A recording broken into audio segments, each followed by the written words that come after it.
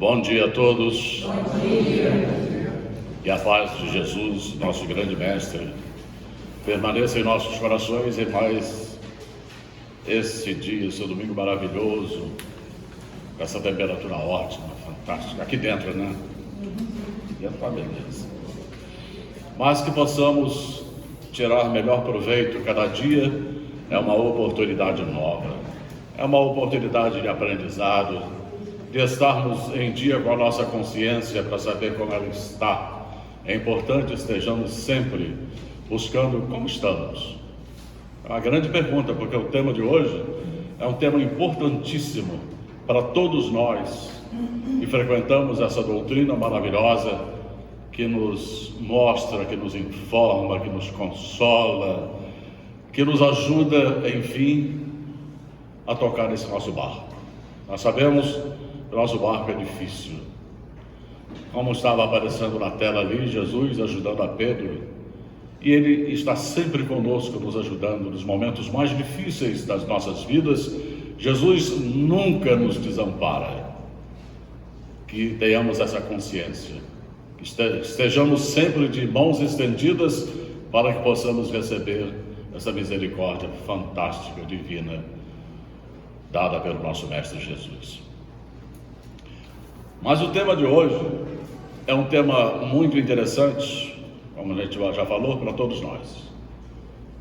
Conduta espírita. Será como é que está a nossa conduta, hein? Eu vou só botar a direção do ar lá, falando a Cristina, que ela gosta muito, na minha orelha. Não é verdade? Então, a senhora vai ficar aí fresquinha.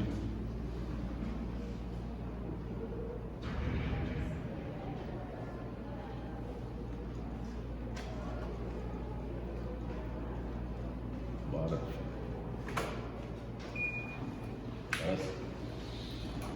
Conduta espírita. Reconhece-se o verdadeiro espírita pela sua transformação moral e pelo esforço que faz para domar as suas más inclinações. Esse é o verdadeiro espírita. Seria ou será o verdadeiro espírita? Domar as suas más inclinações. Quando nós aprendemos a domá-las, já é uma grande coisa, é um grande negócio que nós adquirimos. Domar as nossas más tendências. Porque todos nós temos muitas.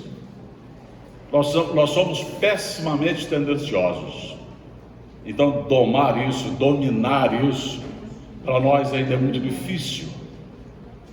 Mas a doutrina espírita exatamente nos ajuda nesse processo de transformação para que possamos aprender a dominar essas tendências ruins que nós carregamos.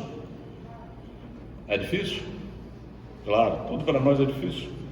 Mas nós temos que aprender e tornar as coisas mais fáceis ou menos difíceis para nós.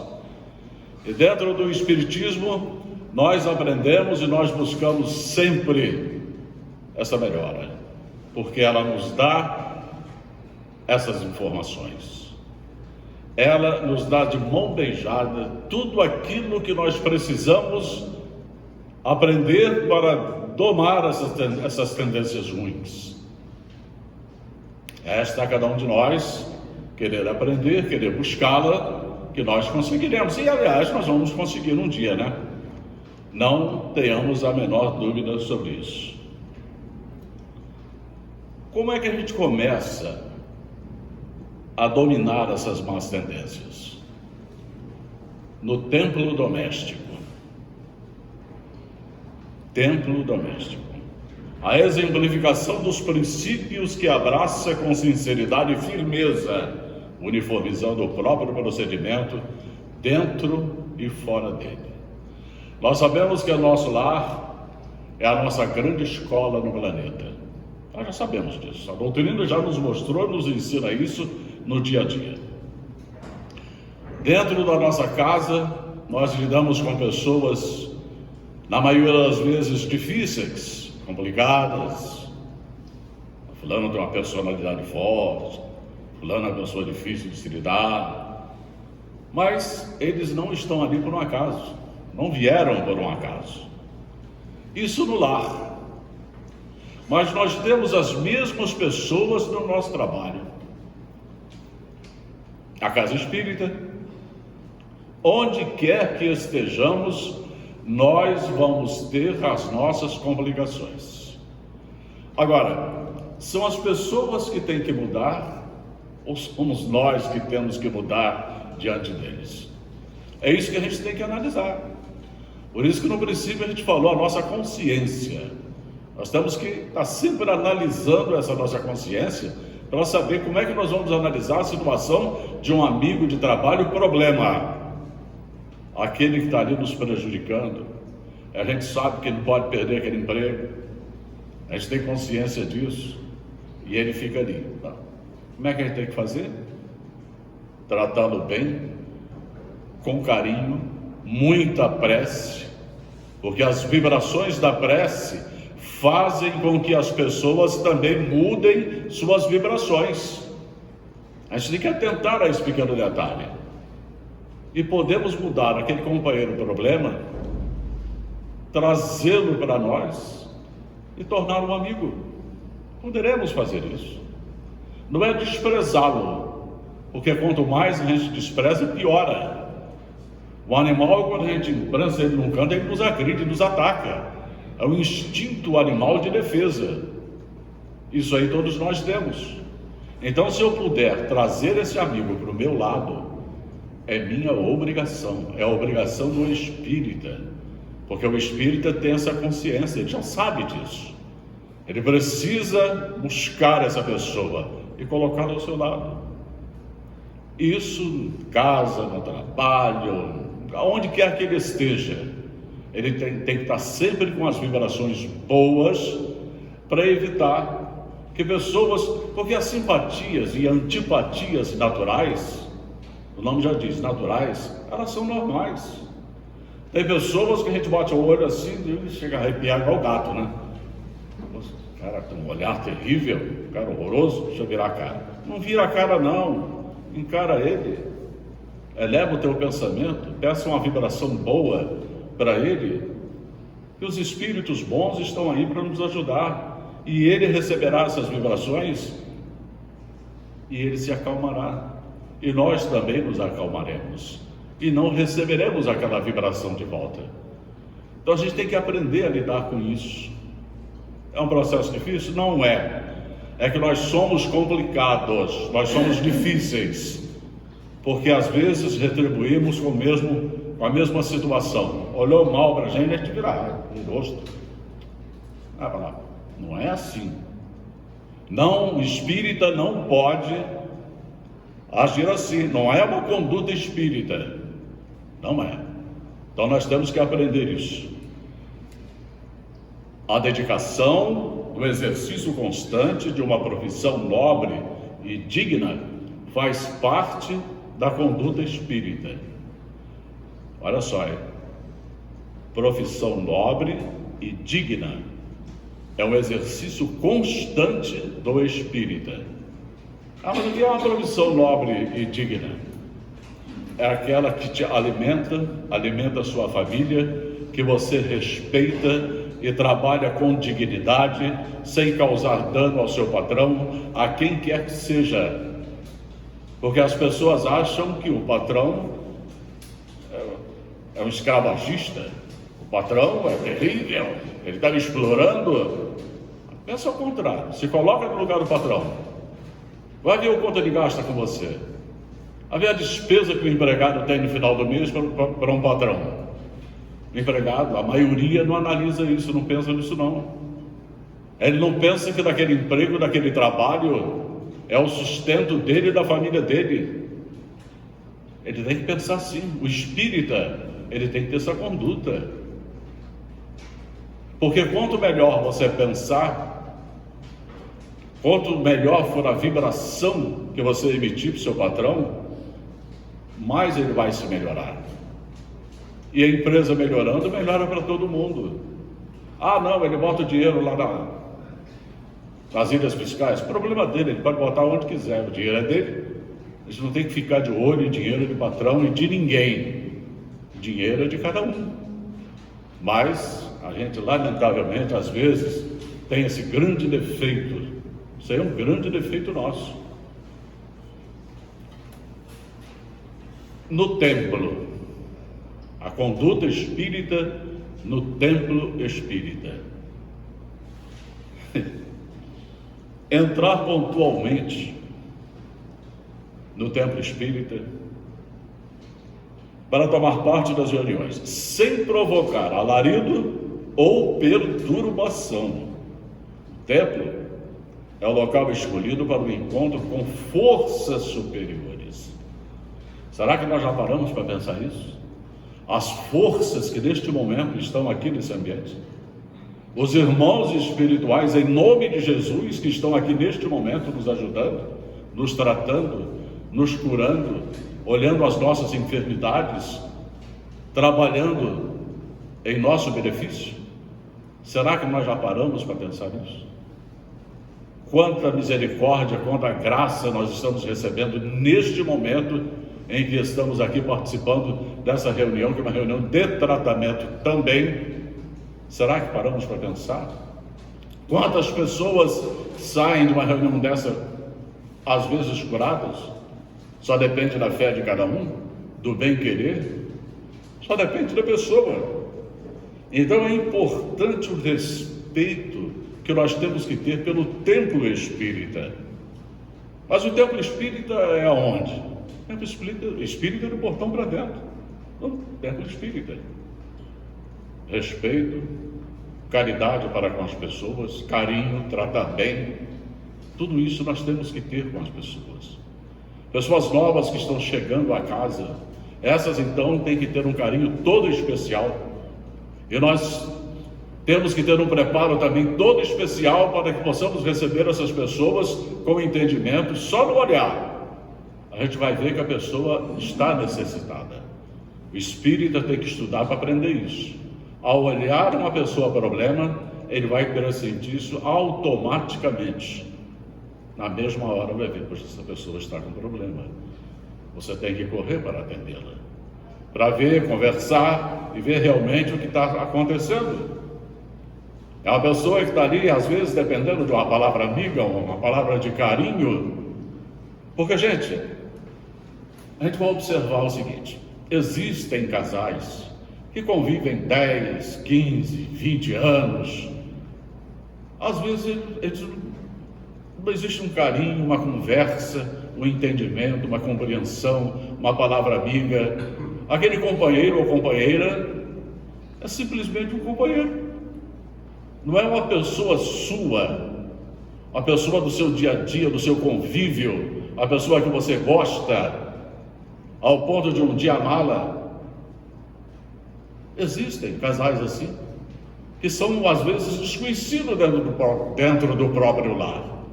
Isso não pode acontecer. Principalmente nós, que conhecemos um pouco da doutrina espírita, já éramos por ter aprendido isso. Convivência no lar, com os nossos maridos, com os nossos esposos, esposas e com os nossos filhos. Essa compreensão faz parte de uma união saudável.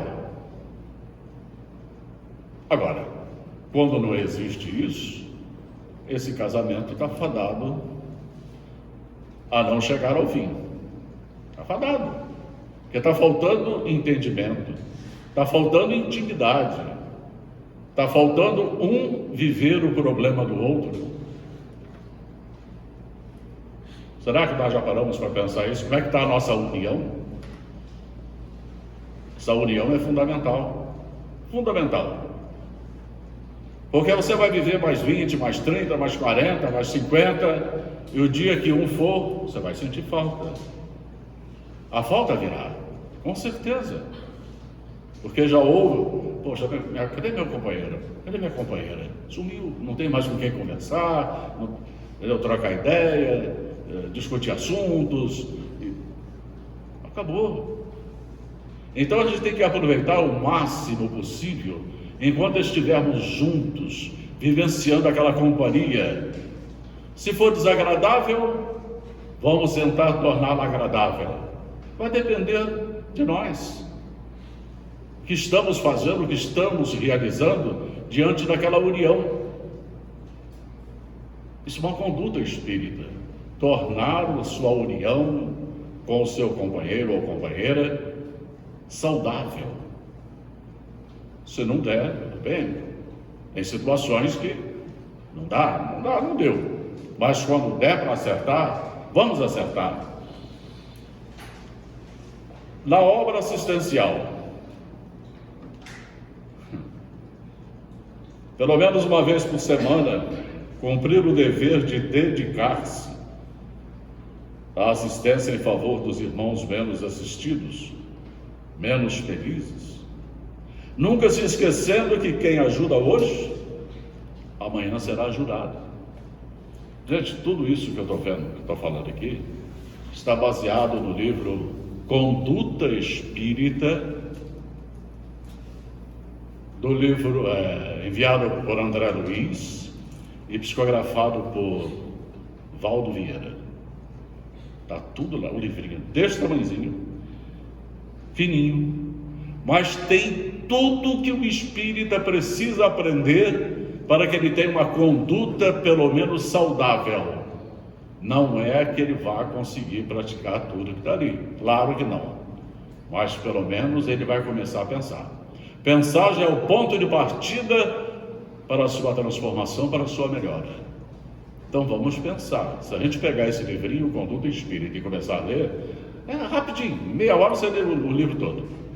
Você vai botar na sua cabeça cada coisa tão importante, tão fundamental, que a gente pensa, meu Deus, mas como é que eu não sabia disso? A gente até sabia, só que praticar conosco a coisa torna-se um pouco complicada, difícil. Mas na obra assistencial, é difícil para o espírita, é muito difícil participar dessa obra. Ah, mas eu não tenho tempo para ir na casa espírita. Não precisa de ir na casa espírita.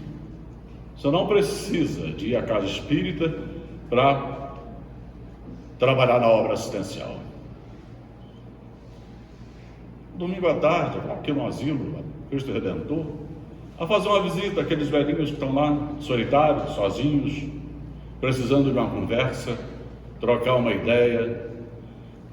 Eu, em asilo, aqueles velhos fedorentos, não vou não. Olha o respeito e o carinho que nós temos pelos nossos irmãos. Eu não estou generalizando, eu estou falando de fatos, de pessoas que eu já ouvi. Eu sei que tem muita gente que faz isso, e é muita gente mesmo, que tira um domingo para sair por aí, visitando asilo, visitando presídios, orfanatos, e vão. Mas o espírita, de um modo geral, ele bota empecilho em tudo ele acha dificuldade.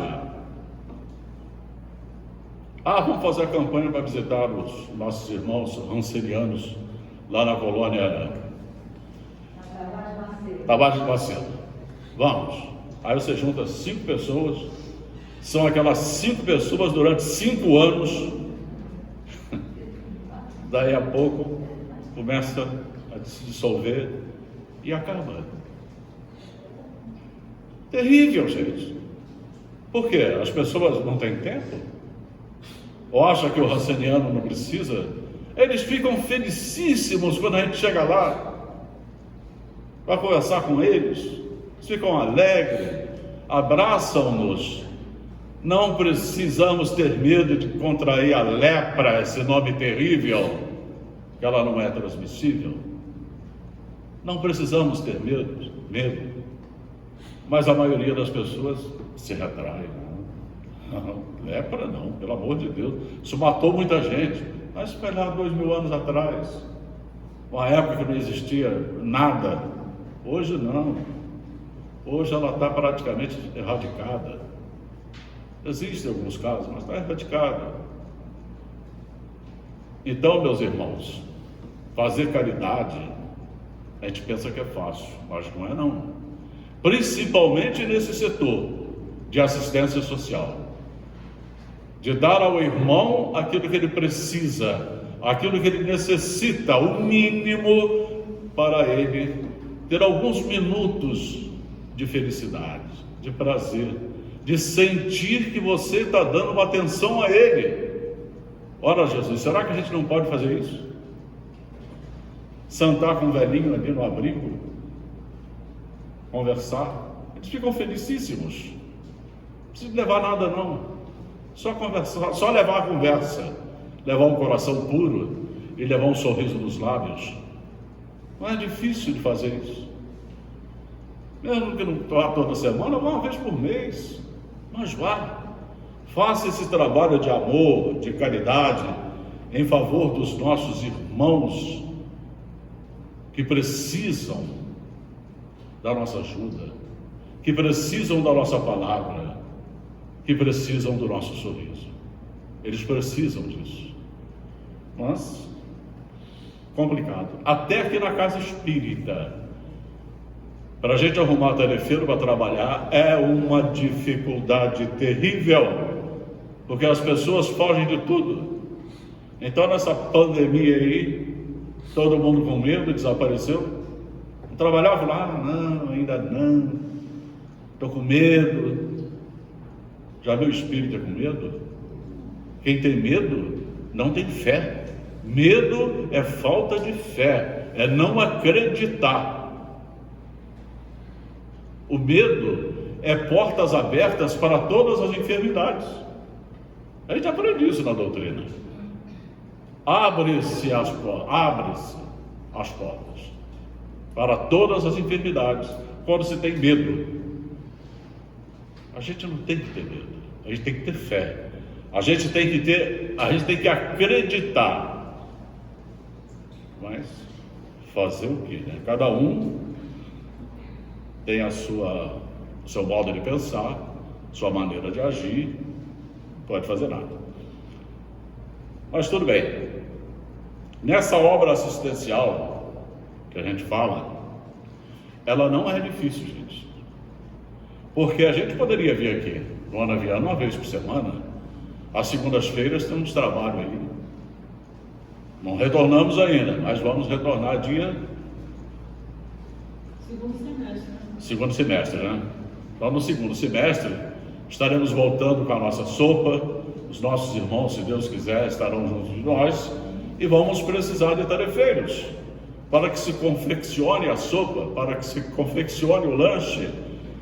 Muita panela para lavar. Não. Quem não lava a panela em casa, lava aqui. Vem aprender a lavar aqui. É tão fácil lavar uma panela, gente. Não é difícil. Quem não tem essa intimidade, vem adquirir aqui na Casa Espírita.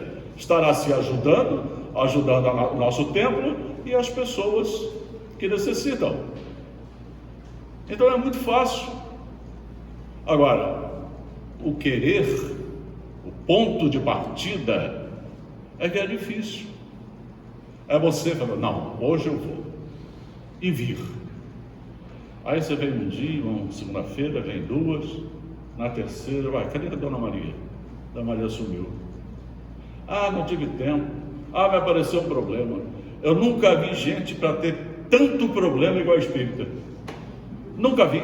Ah, você vai, eu não posso reunião porque tem um problema. Ah, eu não posso porque tem um problema. Tem um compromisso. Vocês vão arrumar compromisso na hora do trabalho? Você é um tarefeiro, você não é obrigado a ser tarefeiro. Mas a partir do momento que você assumiu, você é obrigado a cumprir. Você tem um compromisso assumido, aí você tem que cumprir.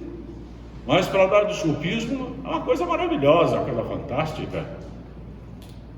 Isso é uma conduta espírita? Não, não é. Ser espírita é muito difícil. Vou dizer para vocês que é fácil não, é muito difícil. Mas é a doutrina libertadora que Jesus trouxe, nos ensinou, colocou em nossas mãos, e está aí à nossa disposição, para que possamos buscar a nossa felicidade. Vai ser através do Espiritismo. Não existe uma fonte mágica, não existe. Existe a doutrina espírita, É ela que nos libertará dos nossos males, das mazelas que carregamos, através das informações que recebemos do mundo espiritual. Basta que aprendamos e possamos exemplificar. A nossa libertação está aí. Mas, perante nós mesmos, vigiar as próprias manifestações, não se julgando indispensável, recordando que o exemplo da humildade é a maior força para a transformação das pessoas. Toda presunção evidencia o afastamento do Evangelho. Será que nós encontramos pessoas presunçosas no templo espírita? Não, eu sei, eu conheço, só eu que sei. Não pergunta para eu que sei. Será que a gente encontra pessoas assim? Às vezes sim, às vezes encontramos. Porque às vezes a pessoa não tem a humildade, quando se chega perto dela, seu Diego, o senhor sabe me informar se a reencarnação, né? Claro, eu não sei, mas pergunta ali a dona Rosângela que ela vai te informar melhor. Aí as pessoas querem dar uma informação que não conhecem e vão dar a informação errada, por presunção. Pessoa mal informada, pessoa orgulhosa e, acima de tudo, egoísta. Por que eu vou passar uma informação errada de uma coisa que eu não sei? Se eu tiver alguma dúvida, que eu vá perguntar, seja quem quer que seja, falando, licença, eu preciso te passar uma informação, será que você pode me ajudar? A pessoa tem que aprender a ser humilde. A humildade nossa é a base de tudo, porque senão nós não vamos conseguir nada na vida com a nossa presunção. Se vamos conseguir, as coisas não serão boas, e o retorno depois, mais tarde, virá de uma forma dolorosa. Então nós temos que aprender a lidar com isso, a lidar com as pessoas, lidar conosco mesmo. Nós temos que ter essa humildade, que é uma grande força que nós temos, é sermos humildes. E o espírita, ele tem que ter essa característica de ser humilde, ele precisa ser humilde. E essa força, ela é uma força tão grande que ela nos transforma, ela nos torna pessoas melhores, quando nos tornamos humildes. Mas como? Se eu ainda sou presunçoso, como é que eu vou buscar essa humildade com toda a presunção que eu carrego? Então eu tenho que trabalhar isso. É um trabalho difícil, um trabalho duro. Mais humilde do que Jesus. Símbolo maior da humildade, Jesus. Mas seguir doutrina espírita, seguir Jesus, a nós ainda é um pouco difícil. Mas é uma condicional. Futuramente teremos que fazer. Então que façamos agora, que comecemos a aprender agora, buscando em Jesus, buscando nessa doutrina, aprender como ser humilde, como receber o nosso irmão com entendimento, com carinho, usando de toda a humildade para que não ofenda, que às vezes a presunção nossa ofende a pessoa.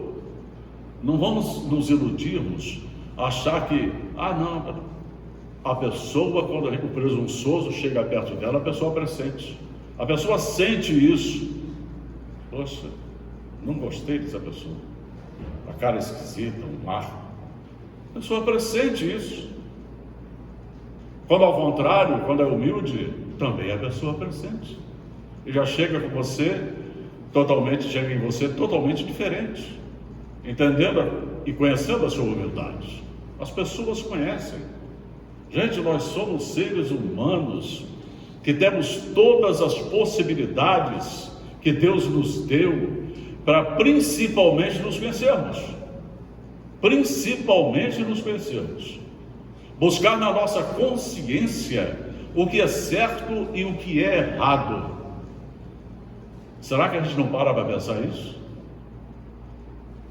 Deus nos criou simples e ignorantes para que busquemos a perfeição, e vai ser através dessas análises. Quem somos? Por que estamos assim? Nós temos que fazer essas perguntas a nós mesmos, porque a partir do momento em que a gente começar a se auto-perguntar, se auto-analisar, nós vamos descobrindo verdades que estão incrustadas dentro de nossa consciência, que até então desconhecíamos. Poxa, não sabia disso, eu sou uma pessoa boa e não sabia. Ou, sou uma pessoa tão ruim e preciso mudar. São coisas que estão na nossa consciência, que nós precisamos descobri-las. E nós vamos descobrindo isso com o tempo, com as nossas ações, com as nossas atitudes, nós vamos descobrindo isso. Mas muito bem, perante a nós mesmos, olha, existe uma nota de André, desse livro, que ele fala sobre os parentes. Então, nosso grande problema, como é que andam as nossas atitudes perante os nossos parentes? Nós temos todos os deveres com aqueles que descomungam as teias da consanguinidade.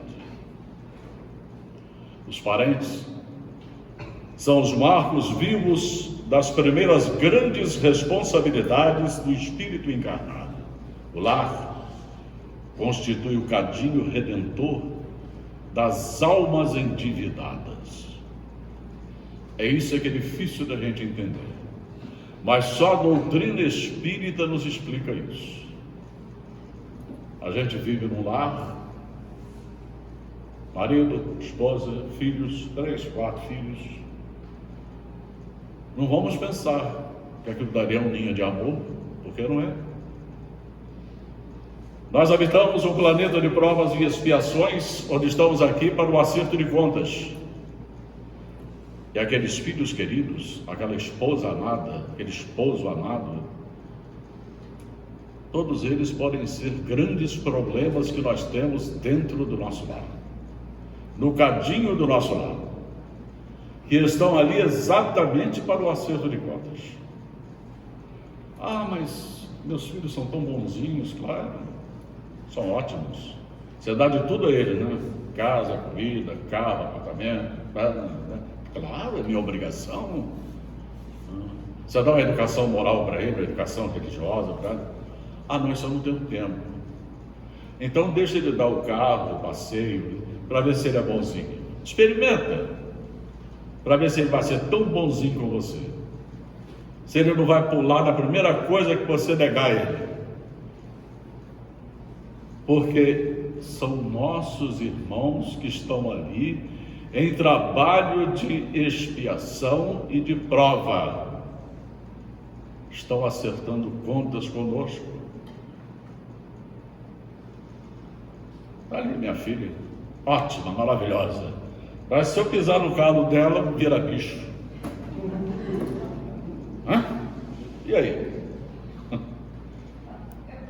O negócio é sério, vira bicho. E é assim que funciona. O nosso cadinho lá funciona assim. Nós temos todos os problemas do lar, porque é a nossa grande escola, é o nosso lar.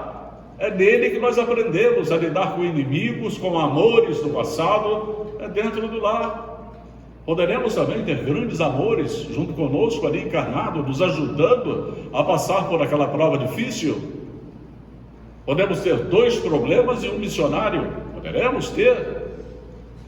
Deus permite isso para que possamos recompor as nossas forças e continuar o nosso processo de acerto de contas com as leis as quais nós desequilibramos com os nossos erros. Então nós temos que parar para pensar o lar. O que é o lar? Como funciona o lar? Primeira coisa que o espírita deveria fazer: levar para o ambiente doméstico o Evangelho de Jesus. As vibrações de amor que saem do Evangelho de Jesus. Tirar aí 10, 15 minutos por semana para fazer um culto no lar, reunir a família em torno do Evangelho. Será que os espíritas fazem isso? Será? Muito poucos, né? Reunir a família, hoje nós vamos ler o Evangelho segundo o Espiritismo, 10 minutos, e falar sobre o perdão das ofensas, e falar do amai-vos uns aos outros como eu vos amei, amai os vossos inimigos. Vamos falar um pouquinho de amor, de perdão. Será que a gente faz isso? É uma pergunta que fica no ar, mas a gente sabe que não. Lamentável, estamos julgando não, hein? Lamentavelmente a gente sabe que não.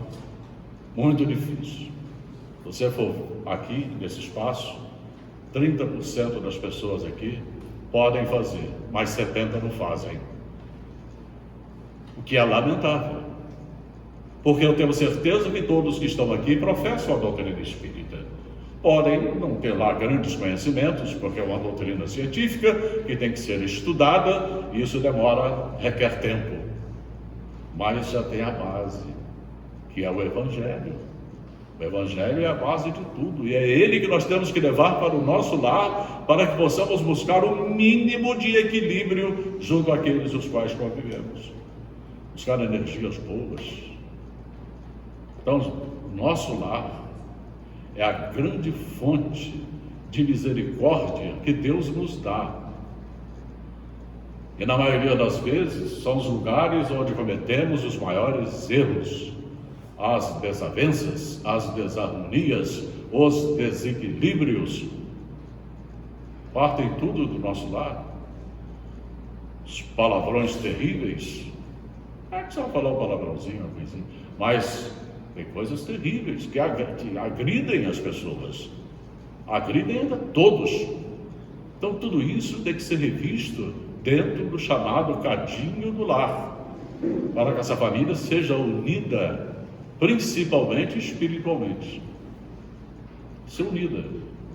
Unir esses espíritos que já vêm de encarnações passadas trazendo problemas.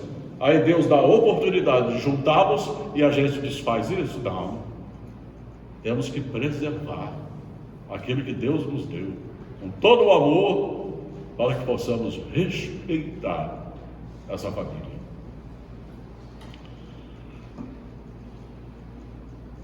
Perante os companheiros,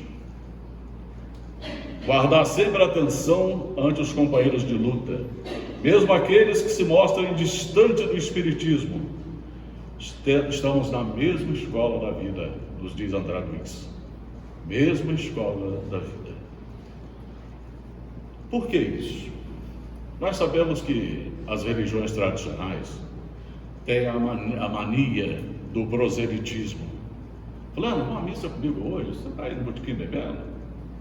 Vamos para a missa, Lá você vai melhorar, vai ficar bom, você vai parar de beber. Deixa o cara beber cerveja dele, esse problema é dele. A hora que ele quiser e tiver necessidade, ele vai à missa, ele vai ao culto evangélico, ele vai onde quer que seja, casa espírita, ele vai procurar. Porque, olha, não tenhamos dúvida, quando a dor bate, a primeira coisa que a gente vai buscar é uma religião. Não tenha dúvida disso. A gente recorre a uma religião. Aí a gente começa a pensar, Deus, mas por que eu estou passando isso? O que está acontecendo comigo? Por que eu? Por que eu? Tinha que ser com o vizinho, comigo não. Nós pensamos assim, aí buscamos uma religião. Por isso que Kardec fala que não devemos fazer proselitismo sobre o espiritismo, sobre a doutrina espírita, nada de prosélito. Porque as pessoas vão chegar normalmente, mas nós temos essa mania. Vamos lá, fulano, vamos para a casa espírita. Lá eu disse, você vai aprender uma doutrina maravilhosa que vai te curar desses vícios, dessas dores, esses tormentos, essas maluquices, você vai ficar bom. Cada um tem o seu momento, e esse momento não é nosso, esse momento é de Deus. Cada um saberá o momento certo de procurar a ajuda de que necessita para a sua dor, para o seu tormento, para os seus desequilíbrios. Olha, o que tem de gente desequilibrada no nosso planeta está uma loucura, uma loucura. E nós precisamos orar muito por esses irmãos. Muitas vibrações de amor no coração do homem, porque o coração do homem está difícil, muito complicado. Nós estamos vendo aí agora uma guerra, sabemos lá quais são os motivos, mas como nada é por acaso, tudo tem um motivo de ser. A nossa função é orar por eles. Oremos e deixemos que as vibrações de amor cheguem ao coração desses homens que acham que mandam, que acham que determinam, e dentro desse achismo vão criando tormentos, dores, martírios para famílias inteiras onde se realizam guerras. Então qual é a nossa função? Orar por eles. Pedir a Jesus que os ilumine, que ajude esses irmãos a manter a sua consciência, pelo menos organizada, para que não venha trazer tanto sofrimento a tantas pessoas. O espírita tem que pensar assim, orar sempre, pedindo sempre a Deus que os ajude. Mas perante os companheiros, como falávamos, nós temos que respeitar a decisão religiosa de cada um. Se um é evangélico, respeite. Ah, mas porque a sua religião... Eu digo, tudo bem, meu amigo, o meu espiritismo me ensina assim. A sua te ensina assim, você fica com a sua, eu fico com a minha. Mas jamais criar polêmica em torno de religião, não. Todos têm pensamentos diferentes, graças a Deus, né? Todos pensam de uma forma diferente. Todos aceitam formas diferentes. Então nós temos que respeitar os nossos companheiros. São companheiros de caminhada, porque são colegas de trabalho, até mesmo dentro da própria família. Um é espírita, outro é evangélico, outro é católico, dentro da própria família tem isso. Então nós temos que respeitar. Fulano, está na hora da missa, hoje é domingo, 7 horas, vai embora. Fulano, culto na igreja. Você que é espírita, vai começar a reunião pública. Nós temos que respeitar. Isso é uma obrigação do espírita, dentro da sua conduta, como tal. Temos que respeitar. Mas, difícil, né? Perante as crianças, olha que o André Luiz nos dá uma chamada terrível. Nós temos por obrigação de ver no coração infantil o esboço da geração próxima, procurando ampará-la em todas as direções. A orientação da criança é profilaxia do futuro. Então qual é a nossa obrigação? Preparar as crianças hoje para o amanhã. Eu estou precisando de um substituto aqui, Gleice também, Gustavo, Rosângela, precisamos. Essas crianças são preparadas aqui. Em todos os setores da vida, eles são o futuro do nosso planeta, as crianças. Então devemos ensiná-los, tratá-los bem, com entendimento, mostrar a eles o caminho certo a seguir, para que se tornem futuramente grandes homens. Nós sabemos que todos não serão assim, mas no futuro bem distante todos serão, porque estaremos vivenciando planetas melhores. Aí o homem estará melhor. Mas por enquanto, nós temos que preparar as crianças para o futuro. Como é difícil trazer uma criança para a evangelização. Como é difícil. Eu sei que é complicado. Por quê? Os pais, acima de tudo, têm má vontade. Ah, mas hoje eu não vou porque o jogo hoje está bom. Hoje eu joguei, hoje está beleza. Eu vou entrar aqui. Ah, então fica. Se acomoda. Se acomoda. Não pode se acomodar. Os pais têm uma responsabilidade muito grande no futuro dos filhos. Tem que ter base, porque se não tiver base, olha, a coisa torna-se difícil. Então essa base que tem que dar aos nossos filhos somos nós. Não vamos deixar que as pessoas nas ruas criem os nossos filhos. Não. Isso é uma obrigação nossa. Que Deus nos deu uma responsabilidade muito grande que nós temos com os nossos filhos, que Deus nos confiou. Ele não deu, ele nos confiou. Olha aí, a responsabilidade sua, tá? Aí a gente abandona, esquece. Não podemos.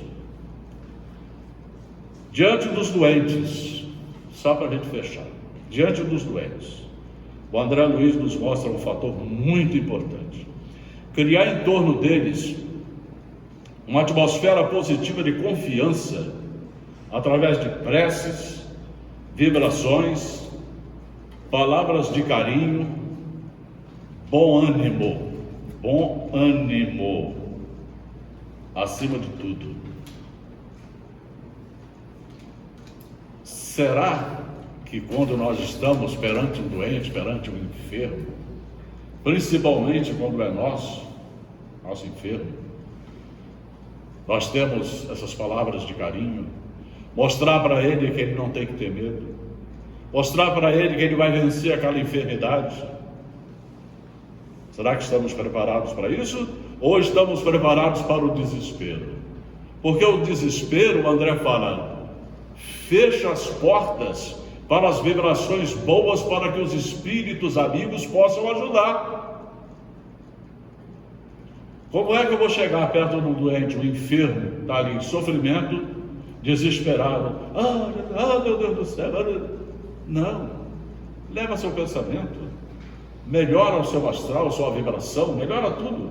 Você vai abrir portas para que a espiritualidade possa trabalhar em torno daquele irmão que está enfermo. Isso é um pensamento que o espírita, é uma conduta que o espírita tem que ter, levar força ao enfermo e não deixá-lo numa situação ainda pior. Porque se você emitir essas boas vibrações, os bons espíritos estarão fatalmente com você, aproveitando essas vibrações. Porque não nos iludamos, meus irmãos, isso parte do nosso processo mediúnico. Os espíritos têm que extrair todo esse processo energético nosso, para que possa ser usado no enfermo. Para que o médium na sala de paz? Qual o objetivo do médium ali? Ajudar os espíritos a trabalharem no tratamento de cura. Essa é a função do médium.